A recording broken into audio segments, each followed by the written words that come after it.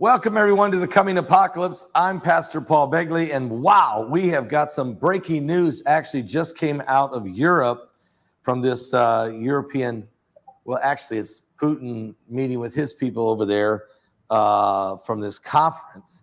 Putin threatens to abandon the grain deal and further squeeze energy supplies.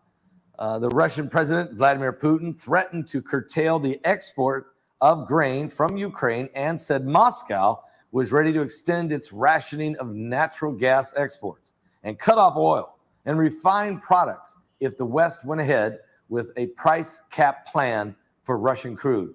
The comments were made at an economic conference, represented some of the Russian leader's starkest and broadest threats over his country's commodities exports. He also characterized those threats more directly than in the past as an economic weapon he is willing to wield in response to the Western sanctions levied after his invasion of Ukraine.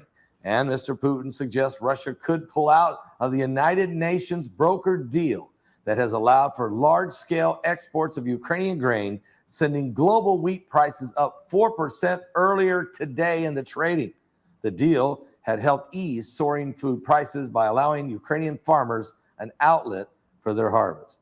This has obviously significant implications in Europe and around the world, not just grain, but the fact that the Nord Stream 1, he's shut down as well. So here's what we want to do. Grain and gas, what does it mean for Europe and the United States and for the market? Nobody better to help us understand that than Trade Genius Academy. That's www.tradegeniusacademy. Bob Kudla. Bob, welcome to the broadcast. Hey, Paul. Thanks for having me. Yeah. So, earlier in the week, he took, they took Nord Stream offline. Then he did a speech about the difference between countries that have hard assets to share and, current account surpluses versus he called it the mirage economies of the West. And so, there's two schools of thought here. One is that he's acting out in a position of weakness, or he's acting out in a position of strength, and he's trying to divide the European people from the European elite and divide Europe from the United States. And, what he called the Anglosphere from the European sphere, if you will. Now, my view on this is that, there's a guy named Luke Groman on Twitter, so I want to give him the credit for the phrase, but I love the phrase, is that Russia has the best balance sheet in the world right now. So they can afford to screw around doing this stuff for a year or two. It's obvious he doesn't care if sanctions impinge upon his people because his people are under his control anyway, if you will. Right. Even though they're nominally free, they're kind of under the thumb of the oligarchs, right? So and I think people aren't going to really truly understand the significance of what Russia is doing here until we get into November and December, and we have massive drawdowns of the storage, and there's not enough natural gas coming in, and you start getting into February and March, and they're literally out of fuel. And so today also an article came out. Finland, has flipped from summer into fall season, and they've started off with the coldest September ever. Okay, so they're already getting an early start onto winter there, and a lot of times when you have a really hot summer, you usually get really cold winters that follow. And so because the jet stream's getting more and more unstable, if you will. So having said that, that's energy, but energy is more than just heating and transportation. Energy also drives the manufacturing industrial base of Europe.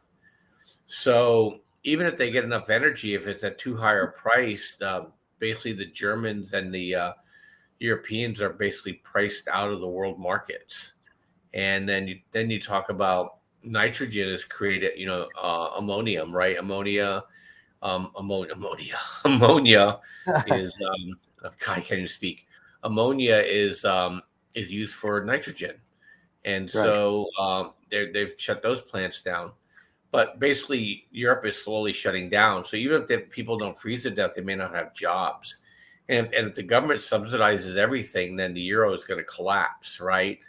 And things they have to export are going to be very, very expensive. I mean, import, they're going to be very expensive, and they're going to be competing against the Americans out there and Chinese that have cheaper energy.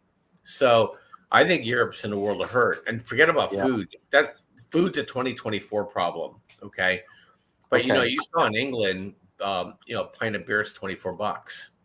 I When you mean, say food is a 2024 problem, is that because there's enough grains set back to hold them over so they can, there's time. There's time. yeah, the harvests have been relative. Well, the harvests have been benign, right? So wheat was pretty good, corn's a little down, soybeans I think was okay, but it's kind of where it is, right? So Russia has a stranglehold on Africa because Russia sells mostly to Africa and Asia for their wheat, their wheat and their corn, right? So he's going to be able to bring those people along to his side of thinking. India is totally dependent on Russia, and China is becoming increasingly dependent on Russia. So you have a lot of countries now dependent on Russia for their commodities, and all that stuff's fungible, right? So wheat's not going to be $10 cheaper here than it is in Europe because these are world markets, right? So United States, how it's going to affect us, even though we have plenty of everything, is that it's going to get exported to countries that want it. So our food prices are going to go up. Our natural gas prices are already going up because we're exporting it. And so we're going to see bigger and bigger hits to energy over time. And at the same time, I think Europe is your screen that I'm in a box in apocalypse. I think they absolutely are going to be in an apocalypse. Now, Bob, this is a great analogy. Folks, it's Bob Kudla with us today. He is his website, www.tradegeniusacademy.com. That's tradegeniusacademy.com. He truly is a genius. He can help you learn how to trade in the market with some unique tools and how to read the algorithms, how to get not just the algorithms, not just the numbers, but Bob takes the geopolitical, what's happening in the world, and how does that affect the prices of commodities, including how does weather affect it? And we've seen a very, very rainy floods, especially in the United States, but also the monsoons have been very bad.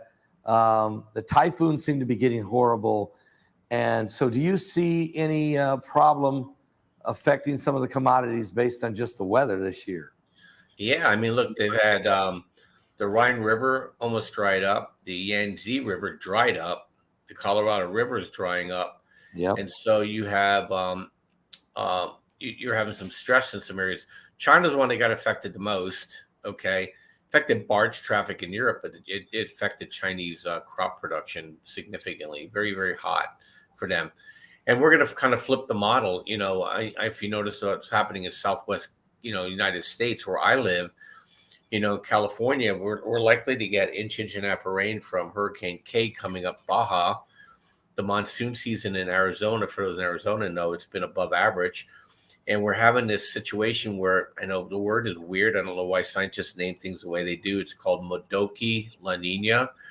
It's basically when you have a La Nina that with a warm water blob next to the coast. It typically means a wet winter this winter. So, there's an expectation that we may get higher than expected rains. China will probably get more monsoons because these things go in cycles. And I don't know if you saw all the hurricanes. They're not coming to the United States. They're reverberating around the Atlantic, and they're going smack dab right into the United Kingdom and into Europe. So they're going to go from getting no rain to a lot of rain. East Coast, if you notice, has been getting a lot of rain here of late. Yep. And so you're starting to see the pattern shifting pretty aggressively.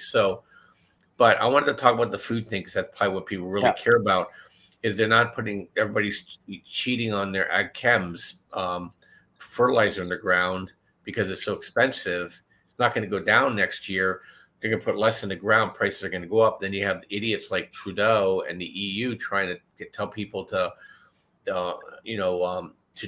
put less, potash and phosphorus and nitrogen into into their soils, which is going to reduce production even more. Canada, the Canadians will be fine because they overproduce, but if they don't produce enough, other countries may starve because Trudeau's trying to deploy this WEF strategy of his, and so the Canadian people may not see it, and also Canada just basically told Europe to pound sand. They're not going to send any natural gas over either. So No. really interesting. So it's always the United States, right? And we have LNG tankers just cruising over there. Just we're now the largest exporter of natural gas in the world. People don't know that. LNG. Okay, now with this situation with natural gas, first of all, we know the president of the United States, the new administration, immediately shut down the Keystone Pipeline. It wasn't going to, that's going to hurt us in the long run, big time. But he also, with these EPA regulations and restrictions, has slowed down drilling significantly. Not just drilling of crude oil, but natural gas and the mining of coal. Now you add those all together, and it's got to be an effect on the price, not only here, but our ability to export. And if Europe is begging for oil, yeah, we could ship it to them, but at war prices, literally, and then that means the price domestically even goes up higher. Have we backed ourselves in a corner that could? How do you get out of an inflation and a recession that's everybody's denying is a recession? How do you get out of that if you don't change the supply and demand scenario? Yeah, look, the Democrats, they don't know how to increase supply. Remember, they're cake cutters, right? They're not cake bakers. And so all they do is they focus on transferring existing stuff, okay? And because they play groups off each other to maintain power. Well, this is a very dangerous game they're playing now because, people tend to get pretty excited when they can't eat and they can't get to work. And right. So they're putting themselves into a pretty tough spot. Yeah, look, it's all fungible. So, if prices are higher overseas, they're going to put that oil on a boat. They're not going to send it over, down the river. But here's the issue is that you look at the Northeast United States, Keystone Pipeline pales in comparison. They never connected their natural gas pipelines to the region. Is it the Bakken in what's the one in Western PA? That natural gas fields in there. They never connected it. And then Western New York has the same gas available, and they would never let them drill for frack for nat gas in Western New York. And so the Northeast is now dependent upon LNG tankers coming from Louisiana up to fill their higher rates versus just sticking a straw in the ground and getting cheap natural gas from Pennsylvania and New York. They're now buying natural gas that has to be liquefied, shipped, and then regasified. So I mean, there's no end to the stupidity of people that have an agenda. But the interesting thing about all this, Paul, is that none of this stuff matters to people, but now it's mattering to people. Yes. So they'll start pressing the politicians pretty hard here. You already seen that United Kingdom, they basically announced their new prime minister, and she pivoted 180 from Boris Johnson, right? So yep. She's going to drill in the North Sea. She's going to complete the expansion of the nuclear power in the country, and she's taken some other steps to mitigate the short-term issue there. But Britain's going to become energy independent. That is their stated goal. And when I say Britain, United Kingdom, so all those islands are going to be probably in the next 5 years are going to be able to go basically off the grid of other scenarios. And so that's the only way you're going to solve it. But if you keep raising the price of energy on people, standard of living falls. Yes. And only the wealthy are going to be able to afford to do things, which is, pretty sad. And I don't think the American people are going to stand for it. You already see it in the polling data that they're barking up the wrong tree here. And that's why I think you'll see, the renaissance in nuclear. Uranium is my favorite energy investment. It has been. It's pushing up now again. We should be getting a double in all the energy names here in the next 12 months. And then likely a double again over the next maybe year and a half, 2 years from there. So the cycle's just really in the third or fourth inning right now. So it's already did a double, and actually it's already gone up from the lows, the COVID lows. Some of the uranium names are already up 400%. Wow.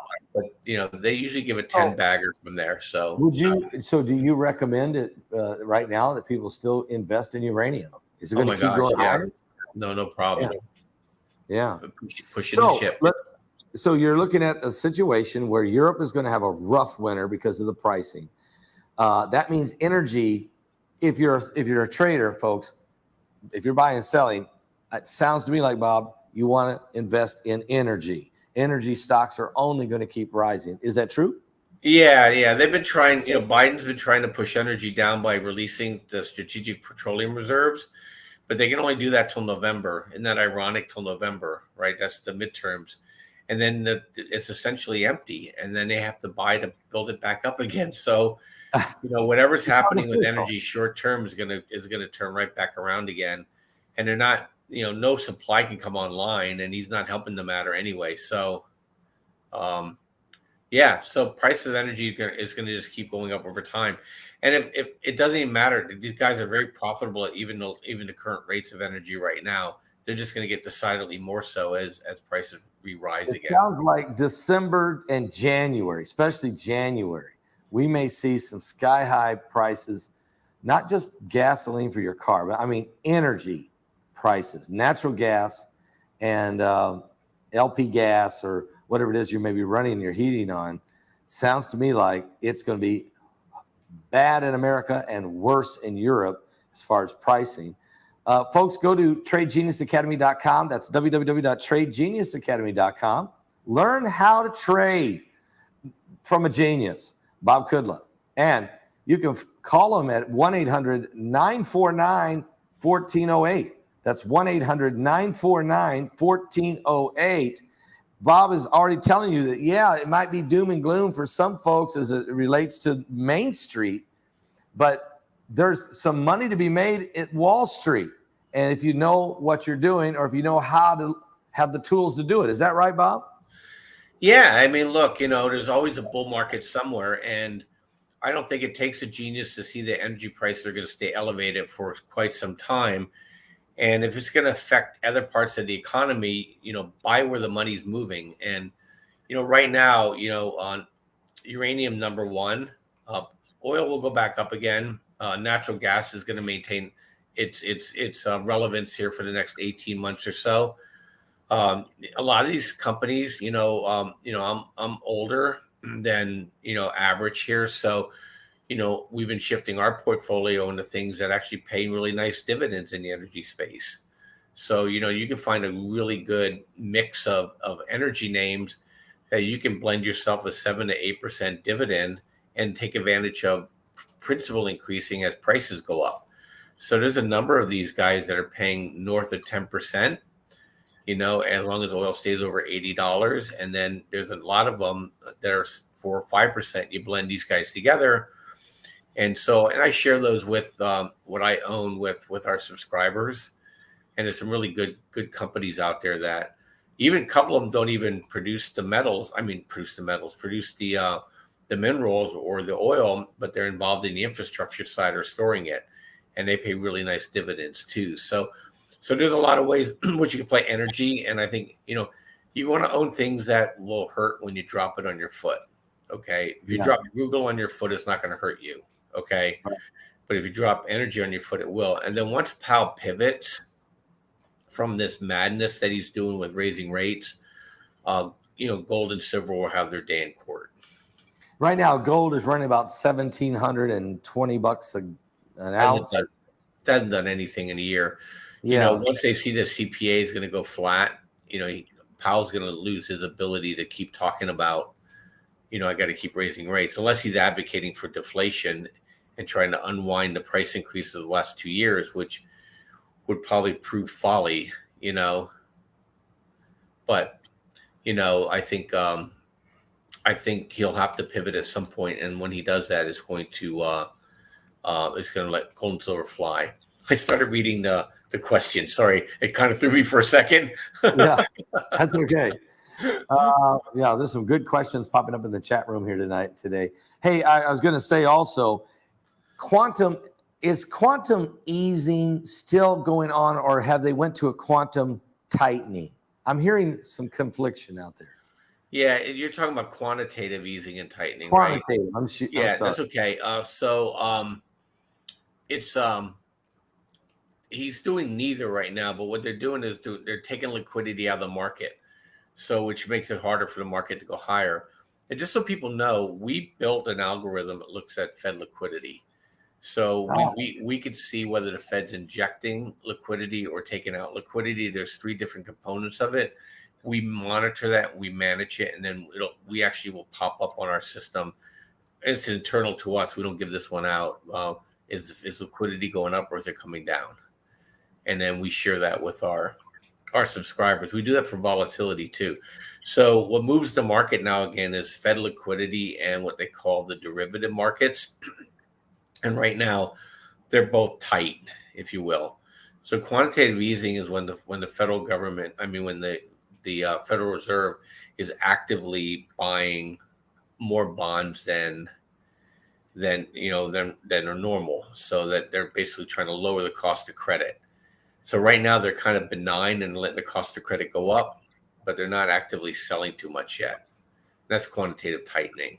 Yeah. Or if you're Jean-Pierre, you can do Nordstrom 1 with your quantum tightening.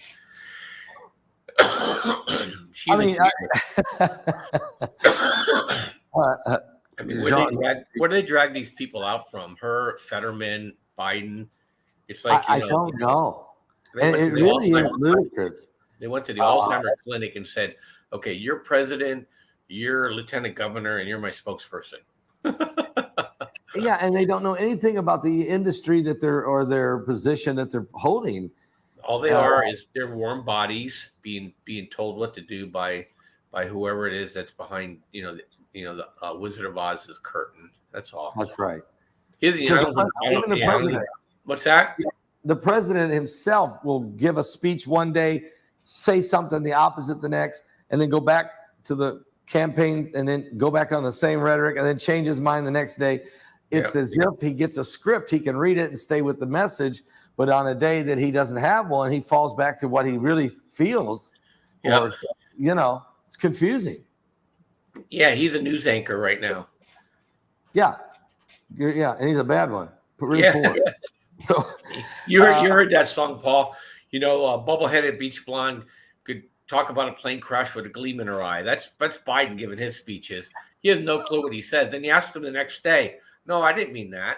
I'm like, "You said it." I don't even remember. He doesn't even know he said it. It's really pitiful. Crazy. But that's that's gonna be part of the issue with us too, because I think Putin's ratcheting up the rhetoric, start moving faster than probably the Biden administration is prepared to act, or people are going to act on behalf of Biden and get him increasingly frustrated. Because it's pretty much Ron Klain probably running the country with Obama feeding him the info. You know what I mean? Yes. So I'd like to see Ron Klain's his call log into probably Obama and Susan Rice, right? They're really the ones running the country right now, not Biden. Yep. Trade Genius Academy, folks. Go to www.tradegeniusacademy.com, and Bob Kula can help. You can, for good prices. Brock, you got these prices. He's got some back-to-school prices. Amazing. Stock trading for beginners, $399. You'll get annual stock market, ETF buy and sell, alert service, and chat room access. And that's where you just said a few minutes ago, we got some information that you share with your chat room only, exclusively.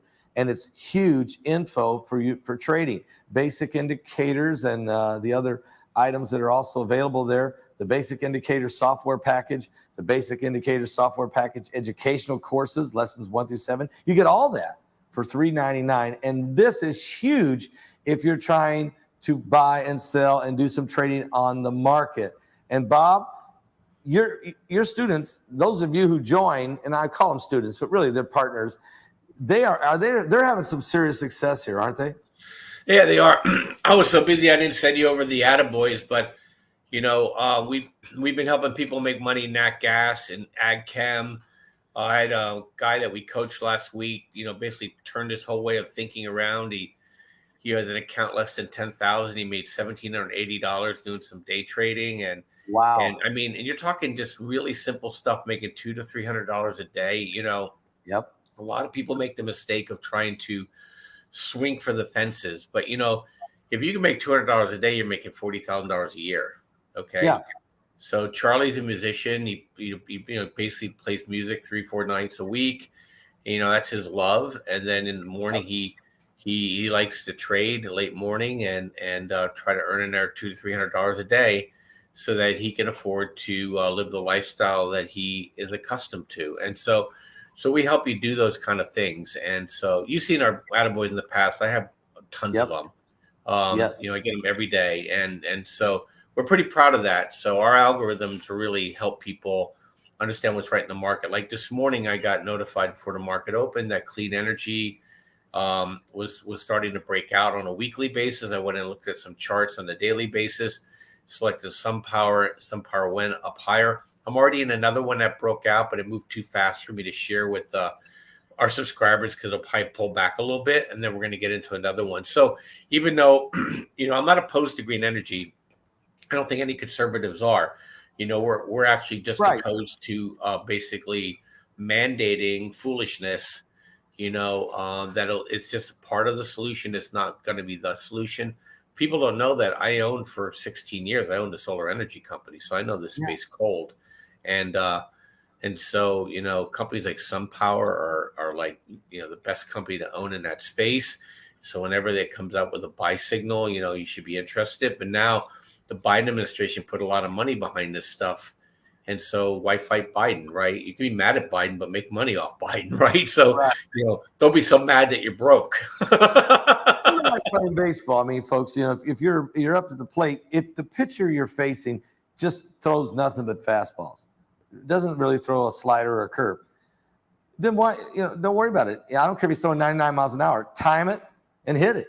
As long as you know what's coming. And that's what I think Trade Genius is about, is that you guys get out ahead of everything. You study the pitcher, you figure out what their strengths are, and you're able to be more predictable in what the market's going to do. But you can't do that just, guessing.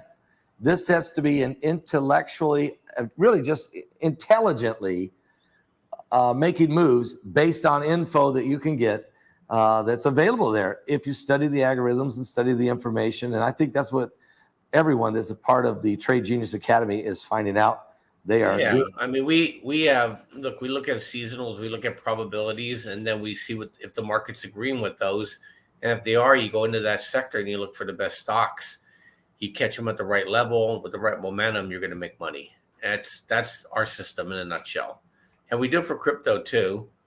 And then you could day trade with us as a room VIP for day trading, and or you can just get training and do stuff on your own. So, it's up to you. But the service that we have, we think is really well priced. Sorry. I think the dogs agree with you. I'm sorry. I'm not sure who's here.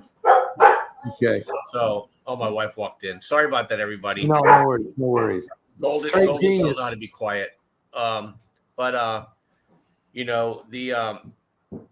Totally lost my train of thought with that is that once you kind of know where really the market's going, it's really just picking levels to do it.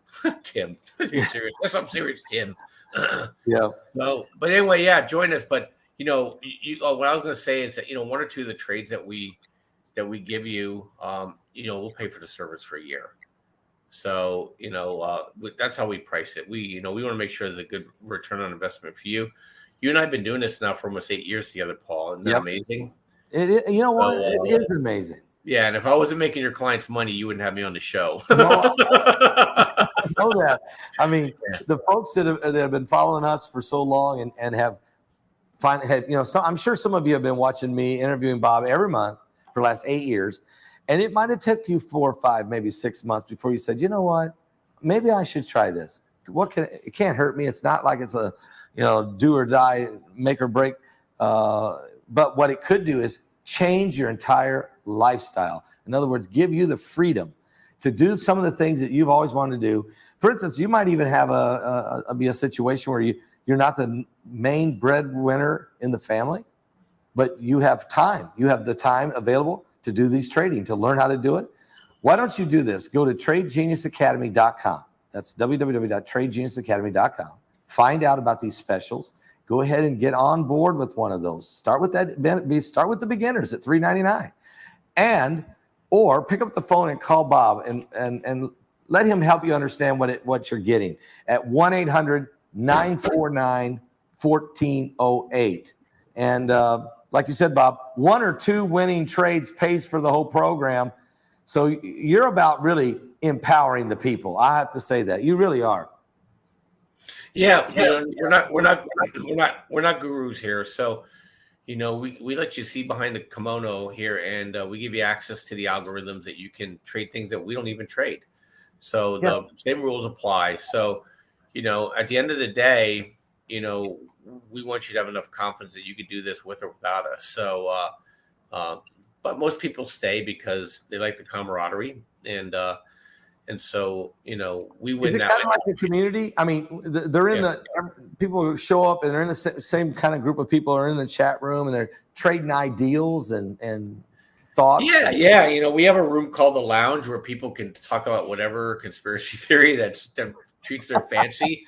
And in the room we have we talk business in each of the rooms, but everybody, look, I only go on conservative and Christian shows, so I'm not out there. I don't need to talk to everybody, and the reason why I do that is because when we're in the rooms together, people can feel relaxed. They don't have to worry about every word they say, every jot and tittle, and if somebody goes sideways or gets too, then I can intervene and say, hey, let's bring it back in. But people can feel comfortable. They know they're with other people who kind of believe what they believe, and everybody helps each other. That's the most beautiful thing about it. I'm not in the room sometimes, and I'll see a question come in. By the time I get there, 3 people already answered it, and so that's important. In the VIP room, I have customers giving me suggestions sometimes, so it works out pretty well. So it's really nice. Yeah. Somebody said Paul Begley's a 33-degree Mason. What's that? Sorry, Paul Begley's a 33-degree Mason. Come on, man. Come on. All right. Is this troll time? It's troll time. I think that the trolls just now showed up. They're late, and guys, that's too bad because you could have got in on some great trading intel so you have. Think about this: if you spent more time learning how to trade and less about how to troll, you'd probably be doing better off. Am I right? Yeah, absolutely. Get out of your mom's basement. Get going. All right, folks. Praise God. Good Christian man, Bob, as well. I tell you, he loves the Lord and he's got a great family and really doing a great service for everybody out there. So we really appreciate the relationship we have, Bob. We really do. I really do. Thank you for coming on today. So any last moment tips for us, Bob? TradeGeniusAcademy.com. No, it's going to be next couple of weeks. We're going to see if Powell's going to say anything about relenting on the rate increases, and we're going to see if CPI gets more benign here. I can't see why it wouldn't. Oil's down quite a bit from.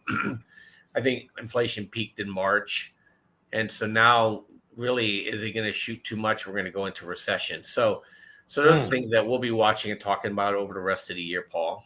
Are we in a recession? I mean, wait a minute. We've had 3 quarters of. Yeah, there is what's called a technical recession. Yeah, and then there's the real definition of recession is somebody who lost their job, Paul. Okay, right. So to me, we're technically in a recession, and it's so funny. I'm sympathetic to the Biden administration because a lot of the recession, what's called the GDP, messing up is inventory. Okay. Not necessarily activity. So I want to be fair to him in the sense that, look, they're the idiots that created these rules, so they have to live by what they created. But most of the reason why we're having negative GDP right now is because of the trade data flows are messed up. So when inventory rises or falls, it can affect GDP, but doesn't necessarily affect how sales are doing. So the most important thing I always watch is really are you starting to see a rise in jobless claims? Are you starting to see a fall off in the money coming into the Treasury from the payroll reports? Because that starts showing. Okay. answer that question. No, we're not seeing a lot of layoffs, not yet. There's been some announcements. And number two, this is the record-breaking year that the IRS has collected from the American people. Yeah. Record. So yeah, exactly. So, but that doesn't mean these things stop in a heartbeat. That's why you got to watch them. Yeah. When these things go, it's called the elevator escalator situation. So the Okay. market kind of glides up and then it falls off an elevator. So, and right, Yeah. because everybody gets scared at the same time. And if he keeps raising interest rates, 20% of the S&P has to refinance at much higher rates. And that affects profitability. When profitability affect, the board says we got to lay off people. You can't grow as much. You know how that goes. It goes from virtuous to vicious. And so I'm watching for that pivot. When that pivot happens, and look, even if they stop raising rates, real estate's not going to recover at these higher mortgage rates. So, and California, people think it's all the high tech state. 30% of our GDP comes from real estate and real estate related transactions. Wow. So California can find itself into a recession lickety split. How are the property prices in California right now? Are they still up or are they going down? It's really weird, Paul. So I think it depends on where you are. Like I live on the coast, a home just went for sale above ask. Okay. My brother-in-law is a custom builder and he just he's starting a spec home. He already knows people are going to want it, and I'm talking like on Balboa Island, Paul. Okay, I don't know where that is. So, yeah. He's building. He's doing a major remodel for a really nice guy, Hollywood producer. Something my brother-in-law knew for a long time. He's doing a remodel, and then he just got called from another customer to do what's called a scrape in Long Beach. Basically, they're just bulldozing the house and putting up a brand new home on the property. They call it scraping the sand, right? And and these people are doing all stuff out of pocket. So if you have money, people want to move to this area. So basically, from Long Beach down to what I would say Del Mar, right, La Jolla, along the coast, it's doing really well. The rest of California is going to probably suck wind. San Francisco and the Bay Area sucks. So then the rest of the country, I'm not too familiar with. I just see that inventory is going straight up. Why is San Francisco in that area having such a fall? Is it the crime? What is it? It's everything. It's crime. It's expense. The tech industry now is getting more diversified. People left. So, if you're a tech person, right? I don't know if you saw this. I know we're going to, but it is important stuff. Really interesting things are happening around the world. Yeah. So when the pandemic happened, it told people they can work from home. Yes. And so they people went down to Mexico City and they went ahead and they're like rehabbing properties down there in this enclave. The Mexicans are complaining that the Americans there are raising their rates. We're like, you got some empathy for us. And so, but they're not coming back home. They're going to be they're going to work there as expats. People left and went to Austin. People left and went to Nashville. They went to Florida. Yep. These tech guys aren't going to go back to the Bay Area, excuse me. And that's going to affect California because those wages aren't going to come back. The tax revenue is not going to come back. No, they're not. Spending and that's mostly a Bay Area problem. Down here where I live in Southern California, people like it here. Yeah. The weather's nice. Weather's nice. Beautiful. The beaches are nice. The people are nice. Yep. And other than just LA itself, there's no crime really. It's just LA because we have that stupid DA up there, and really a dumb city council. Right. But other than that, Southern California is great. San Diego is beautiful, as you know. When we first met, we met right down there in North County. Beautiful. It's all built out now, but it's still very, very rustic, and people like that. So, and look, it's all high tech. I mean, it's all high intelligence work. The Irvine's is a hub for high tech. North County's a hub for high tech. Down in Sorrento Valley, La Jolla is biotech capital of the world. So there's just a lot of opportunities still here. So, but Arizona, Las Vegas, Salt Lake, all those areas where a lot of speculation because they're building for people migrating out. They built too many homes for people out migrating. And so now all these guys are trying to cash out their investments, and now you have 7-month, 8-month, 9-month inventories, and that's how 2008 started, if you remember. Now add to that, San Francisco didn't really lose during this 2008. Very little reduction in price. Bay Area, well, we got hammered. Now they're already hammered.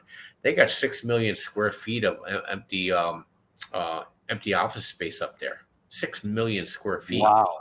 They bitch and moan about not being able to house the homeless. There you go. Convert some of those into some apartments for people. Yeah. Well, that requires leadership. That's going to require some leadership. We finally figured the problem. And they might be in short supply of that right now, or at least I think there's plenty of it available. It's just they're not in the right position. We don't have the people in the right position. So no, they're too corrupt. Right. Too set in their way. But anyway, that's my last minute thoughts for 20 minutes. I mean, that was valuable, though. Very valuable for a lot of folks. Yeah, it's a lot of stuff people don't know. You had to connect a lot of dots. I saw one last thing I'll leave you with. It was pretty funny. All right. Is that you talk to the average person, they don't know Europe has an energy crisis. They don't know the stock market's falling. They don't know. They don't know that Putin's threatening the West, right? Right. They don't know the UK has a new prime minister. And then the funniest one of all is that people don't even know what an NFT is. And for those who don't know, that's one of the crypto things that already came and went, and which is kind of a truism. I think people are walking around zombified here, and that's my only fear is when people finally realize that, whoa, I can't afford to do this. I can't go here. I can't do that. Europe's going to see it first, and you're not going to be able to hide it in the news, and then people are going to get scared here. So that's the pivot I'm waiting for, Paul. Yep. We may see that this winter, folks. We really may see this. It might blow sky high in Europe by January, February. People are going to say, we're not going to take it no more. And then it will just spill over here in the United States unless there's some serious leadership changes, or at least policy changes. Let's hope. Midterms are coming. I don't know what that'll do for us. Probably nothing other than investigate. But that alone might be enough to slow down the madness that we've seen. Bob, next month, we look forward to you coming back again with some more words of wisdom at TradeGeniusAcademy.com. And that's www.tradegeniusacademy.com. Guys, go there, really. He's got great specials. Go to that website. Look at his summer specials. And I tell you right now, there's at least 10 people watching this video right now, at least 10 right now live, that you are really, something's telling you right now, you need to go check it out. You really, this is an opportunity. A door has just opened, and I would take advantage of it. Bob, I'll see you next month. Yeah, thanks, Paul. All right. God bless. TradeGeniusAcademy.com. Guys, I'll be back later with more. And of course, you guys know I'll be live at 7 p.m. Eastern over at ffctv.info with Pastor Melvin Whittington on the Getting Ready Show. God bless all of you.